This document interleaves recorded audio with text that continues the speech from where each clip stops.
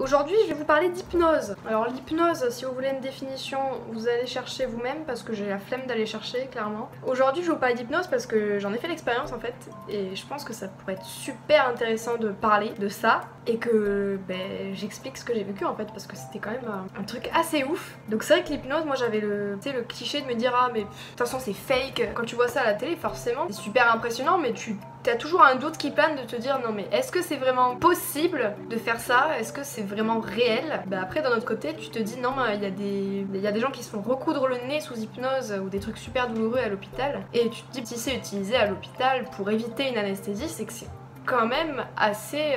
ça doit être quand même pas mal tu vois, genre c'est pas que des conneries. Du coup j'avais décidé d'aller voir un spectacle d'hypnose avec des potes à moi. Donc c'était le spectacle d'hypnose de Pierre Sika. Je vous invite très fortement à aller le voir en spectacle pour vivre l'expérience aussi par vous-même parce que c'était vraiment ouf. Donc je suis allée le voir une première fois avec mes copines étudiantes infirmières et au final on s'est retrouvés 3 de mes potes qui étaient sur scène et qui ont fait le spectacle sur scène. Voilà, là quand t'as 3 potes à toi qui sont hypnotisés tu te dis c'est pas des conneries en fait. Voilà, je l'ai vécu une première fois. Là j'étais spectatrice et c'était super drôle, super amusant. C'était trop bizarre, c'était trop bien. J'ai des vidéos là, je vais vous montrer un petit peu. J'en ai qu'une, donc je vais vous montrer la seule que j'ai de vidéo sur ce spectacle là. Donc là c'était mes potes. Là il y a Annelise qui avait jamais testé l'hypnose mais qui était relativement curieuse par rapport à ça et qui avait envie de voir ce que ça faisait, hein, comme tout le monde. Je pense que tout le monde est assez curieux par rapport à ça. Là on a Charlotte qui a déjà fait des séances d'hypnose, qui était très réceptive du coup, donc c'était assez normal qu'elle se retrouve sur scène. Et Amélie qui est venue avec nous au spectacle et qui disait non mais de toute façon moi j'y crois pas du tout, c'est impossible que je sois réceptive. Elle nous disait non moi c'est pas possible, il arrivera jamais à m'hypnotiser parce que je suis pas du tout réceptive à ça. Et je vous laisse regarder la vidéo.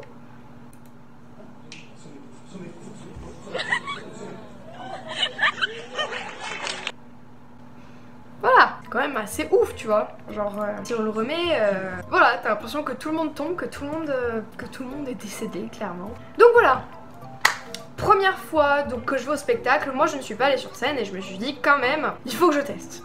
Il faut que j'aille sur scène, il faut que je teste, il faut que je vois ce que ça fait. C'est vraiment une chose que je voulais faire, que je voulais vivre au moins une fois dans ma vie, de me dire, ok, je peux le barrer sur ma checklist, je me suis fait hypnotiser. Du coup, je suis retournée une deuxième fois au spectacle avec d'autres potes à moi. Cette fois-ci, c'est moi qui me suis fait hypnotiser. Voilà, donc là j'ai un petit peu plus d'images à vous montrer et c'était assez ouf. Donc en gros, pour résumer, comment ça se passe le spectacle. Donc t'as une phase où l'hypnotiseur, donc Pierre Sika, il explique comment ça marche l'hypnose, qu'est-ce que c'est que ce phénomène et en gros les conditions pour être hypnotisé, et il te fait un espèce de test. Donc tout le public se lève, mais en gros il te fait un test où tu mets les doigts comme ça et il parle et en gros tes doigts ils se rapprochent pour voir à quel point tes doigts se rapprochaient relativement rapidement et pour voir les personnes les plus sensibles à l'hypnose finalement. Donc voilà, donc moi j'étais là comme ça et au final donc là cette fois-ci mes doigts ils étaient super rapprochés et il arrive vers moi et je fixe mes doigts, il me dit tu fixes tes doigts et bam,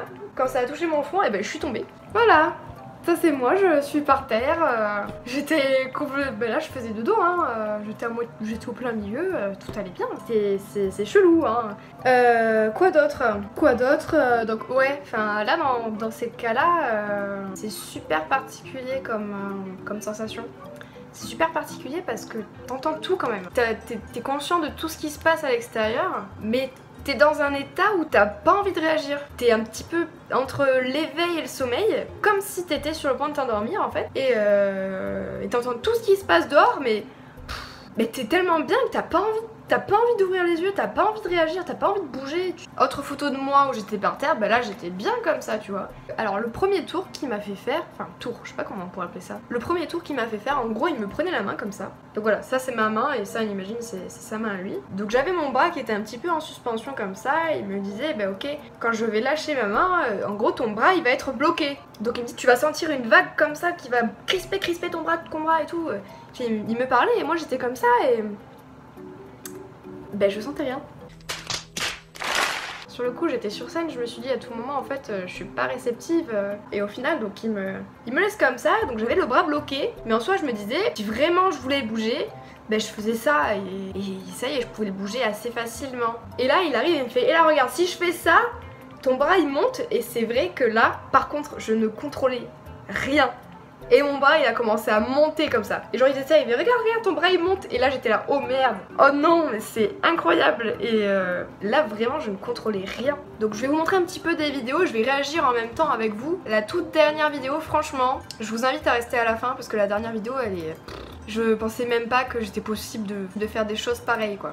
Voilà, donc là c'était la deuxième partie du spectacle en gros. Ouais, je suis mignonne, j'ai une tête toute sage. Donc là il est en train de parler, je sais pas qu'est-ce qu'il disait, mais on va voir clairement qu'il va venir vers moi et qu'il va... en gros, rien qu'en regardant la paume de ma main, hop là.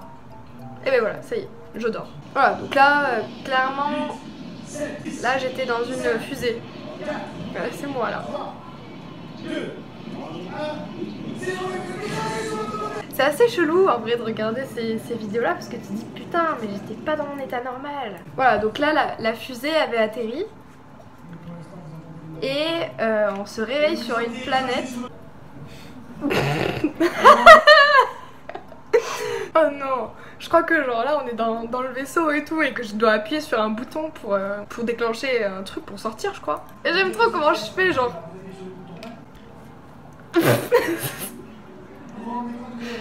C'est horrible, oh non.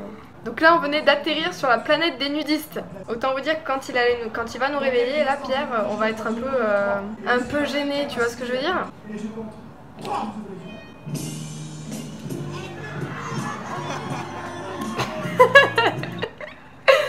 Ah, on entend mon pote qui se moque de moi derrière, putain.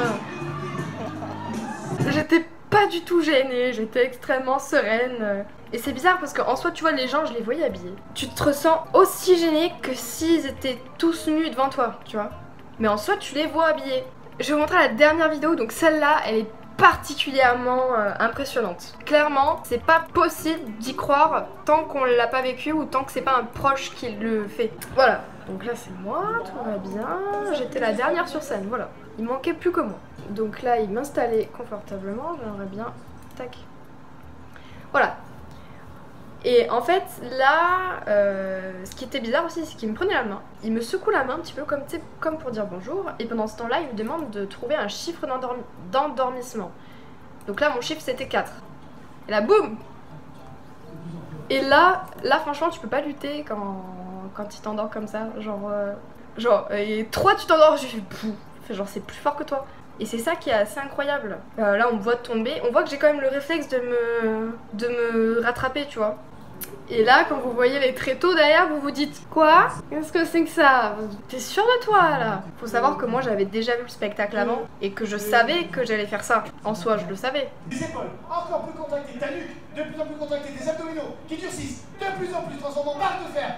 Un vrai rail de chemin de fer, impossible pour toi de plier, impossible pour toi de tordre. Un rail de chemin de fer, de plus en plus haut, de plus en plus dur, impossible pour toi de plier, impossible pour toi de tordre. De plus en plus haut, encore, de plus en plus haut, de plus en plus dur. Et lorsque ton corps touche le sol, tu te relâches instantanément, totalement, maintenant. C'est horrible de regarder. Genre cette vidéo, ça me fait trop bizarre quand je la regarde, vraiment. Particulièrement, je me dis, mais c'est pas possible que je fasse ça avec mon corps. C'est même de base, tu me dis, vas-y, gaine, fais du gainage pendant 30 secondes, je pleure, tu vois. Mais là, c'est incroyable. Je les ai sentis me porter, me poser sur le truc. Enfin, j'ai senti qu'il mettait ses genoux sur moi. Et sur le coup, c'était pas ultra agréable, tu vois. Je me dis, oh, c'est un peu lourd. Ça fait un peu mal, mais ça va, tu vois. Quand je me suis réveillée, je me suis dit, mais... j'avais déjà vu le spectacle avant, du coup je me dis, mais il a mis ses 2 genoux sur moi. Je vais voir mes potes, il est vraiment monté sur moi en entier. Mes potes ils étaient là, bah oui, regarde la vidéo, c'est ouf. T'étais droite comme un bâton et il est monté sur toi et t'as pas bronché. À la fin du spectacle, il y a plein de monde qui est venu me voir en me disant, mais ça vous a pas fait mal quand il est monté sur vous, nanana. Et je fais, ben non. Il y a plein de gens qui pensaient que j'étais complice et ça se comprend. Quand tu vois ça, forcément, tu te dis, non mais c'est impossible que ce soit vrai. Mais non, là c'était vraiment moi. Le lendemain de l'hypnose. Alors déjà j'étais un petit peu...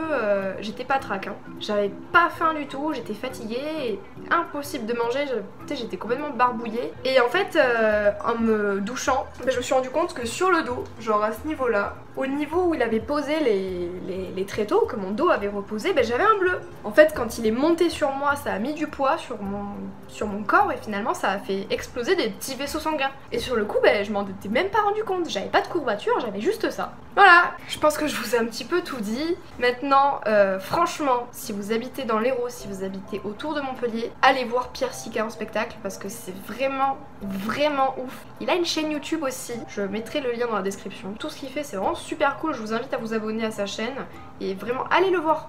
Faites l'expérience vous aussi parce que c'était incroyable. J'espère que cette vidéo vous aura plu. N'hésitez pas à mettre un petit pouce en l'air et à vous abonner. En tout cas, moi je vous dis à la prochaine. Prenez soin de vous et ciao!